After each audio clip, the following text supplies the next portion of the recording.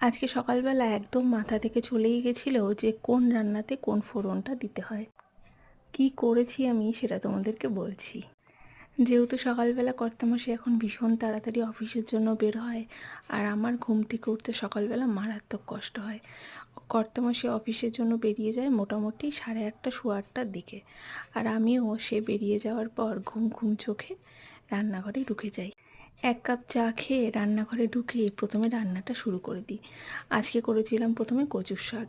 এবার কি হয়েছে, কচুর শাকে কী ফোড়ন দিতে হয় সেটা আমি একদম ভুলে গেছিলাম। আমি যখন কোনো কিছু রান্না করার সময় কিছু ভুলে যাই, তখন আমি আমার বাড়িতে ফোন করে মায়ের কাছ থেকে শুনে নিই।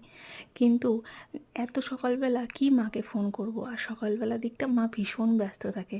তাই তাকে ফোন না করে নিজের মতনই কালো জিরে ফোড়নে দিয়ে দিলাম কচুর শাক বানাতে গিয়ে। আমার মা যখন কচু শাক বানায় তখন কিন্তু কোনো রকমের কোনো কিছু ফোড়নে দেয় না, এমনি শুধুমাত্র কচু শাকটা বানায় হলুদ আর নুন আর সামান্য কিছু কাঁচা লঙ্কা দিয়ে। আজকে প্রথমত তো আমি কালো জিরেটা দিয়ে দিয়েছিলাম, সেটা একটা ভয় ছিল। আর দ্বিতীয়ত একটা কাজ করেছি কি, কচু শাকটা মাখা মাখা হওয়ার জন্য অল্প একটু আটাও ছিটিয়ে দিয়েছিলাম। আমরা সবাই কিন্তু লাউ ঘন্ট বা সেই চাল কুমড়া ঘন্ট বানানোর সময় অল্প একটু আটা ছিটিয়ে দিই। কিন্তু আমার যে সকালবেলা আজকে ঘুম চোখে কী মাথায় হয়েছিল, আমি কোনো দিনও কিন্তু এই কচু শাকে আটা দিই না। আজকে কী মাথায় এসেছিলো, অল্প একটু আটাও ছিটিয়ে দিয়েছি।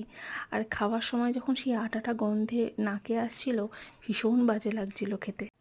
আজকে কচু শাকটা এতটাই সুন্দর ছিল, কিন্তু রান্নাটা ভীষণ বাজে হয়ে গেছে কচু শাকের আজকে। তার সাথে তৈরি করেছিলাম মেটে চচ্চড়ি। মেটেটা ভীষণ সুন্দর হয়েছে, কারণ মেটের চচ্চড়িটা যতক্ষণে আমি তৈরি করছি ততক্ষণে আমি 1 কাপ চা আরও খাওয়া হয়ে গেছে, আর ততক্ষণে আমার ঘুমটাও কেটে গেছে।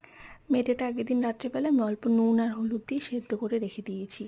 এবার ভালো মতন ছোটো ছোটো করে কেটে নিয়ে প্রথমে মেটেটাকে ভেজে নিয়ে আলুটাকে ভেজে নিয়েছি গরম মশলা ফোড়ন দিয়ে। তারপর পেঁয়াজ কুচি দিয়েছিলাম, আর বাটা মশলার মধ্যে আদা রসুন টমেটো লঙ্কা বাটা দিয়েছি। সমস্ত কিছু দিয়ে এবার বেশ ভালো মতন কষাবো। আর এখানে গুঁড়ো মশলার মধ্যে দিয়েছি ধনে গুঁড়ো, শুকনো লঙ্কা গুঁড়ো, হলুদ গুঁড়ো, পরিমাণ মতো নুন দিয়ে সমস্ত কিছুকে ভালো মতন একদম তেল ছেড়ে দেওয়া পর্যন্ত কষাতে হবে। এই মেটে চচ্চড়ি একটু মাখা মাখা হলেই বড্ড ভালো লাগে।